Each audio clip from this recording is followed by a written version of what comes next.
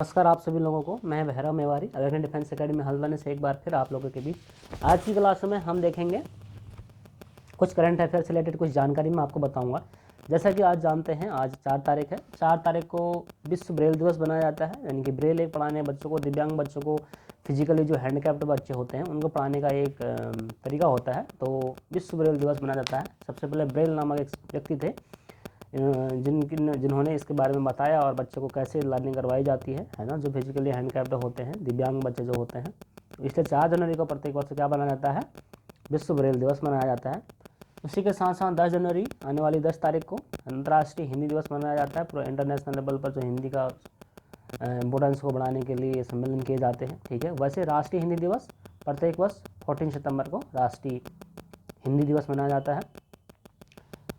15 जनवरी को थल सेना दिवस मनाया जाता है। थल सेना जनरल जो होती है, सबसे बड़ी पोस्ट होती है थल सेना में। ठीक है, और देश के अदम्य साहस और वीरता का प्रतीक हमारी भारतीय सेना, थल सेना दिवस मनाया जाता है। और इस समय वर्तमान में थल सेना के जो CDS चीफ डिफेंस स्टाफ के जो मेन पर्सन है हमारे पास, वो हमारे पास अनिल चौहान जी हैं, जो तीनों जल सेना, थल सेना, वायु सेना के तीनों के सर्वोच्च अधिकारी होते हैं। ठीक है, और इससे पहले सबसे पहले CDS भारत के थे वो थे जनरल बिपिन रावत जी, जिनकी एक दुर्घटना में डेथ हो गई थी, और वो भी उत्तराखंड से बिलोंग करते थे, पौड़ी से। इसी के साथ साथ द्वितीय CDS अधिकारी जो हमारे पास है अनिल चौहान जी, वो भी उत्तराखंड के पौड़ी से जनपद से ही बिलोंग करते हैं।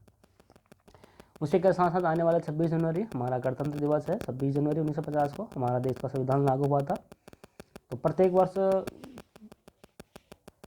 किसी न किसी देश के राष्ट्राध्यक्ष को विशिष्ट अतिथि के रूप में इनवाइट किया जाता है। तो इस बार इंडोनेशिया के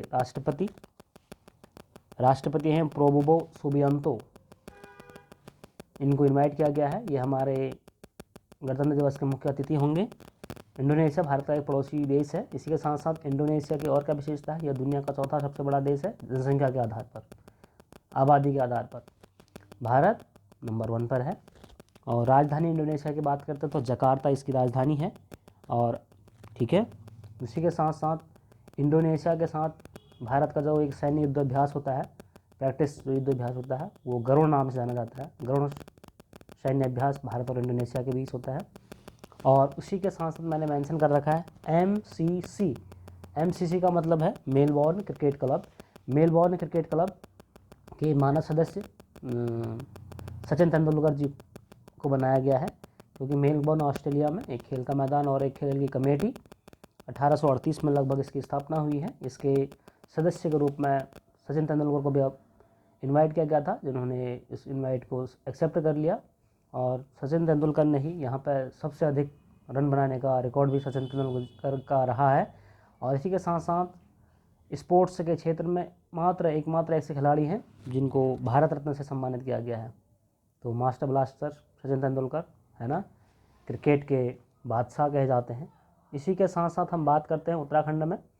तो उत्तराखंड में हम बात करते हैं 38वें राष्ट्रीय खेलों का आयोजन उत्तराखंड में हो रहा है ना, और जिसका थीम है संकल्प से शिखर तक, और जिसका मौली है शुभंकर।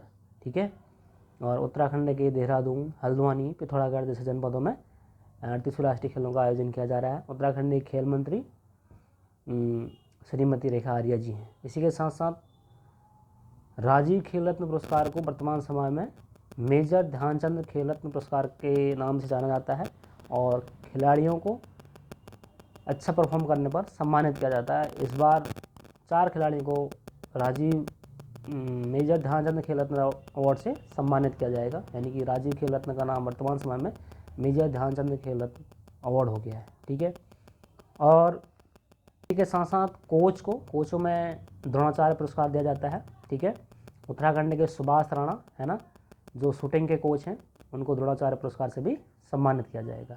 मुझे उम्मीद और आशा है आपको ये चीज़ समझ में आई होंगी। और आज की क्लास में इतना ही। वीडियो को देखने के लिए, अपना समय देने के लिए आप लोगों का बहुत बहुत धन्यवाद। Thank you. Have a nice day.